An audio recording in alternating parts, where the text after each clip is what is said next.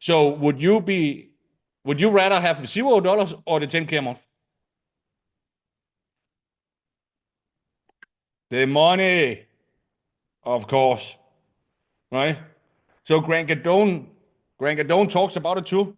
If you want to make $100,000, then you think you need to take 10 times the amount of action. And if you're lucky, you make 10K, right? So if you want to make $1 million in a month, then maybe you're lucky to get to 100K a month. But would you see it as a failure? If you come from zero, make zero money, lost your job, and then you go all in on this thing here, and then you hit 10K a month because you decided to go all in on it. Would that change your life? The 10K? Exactly. Of course it would.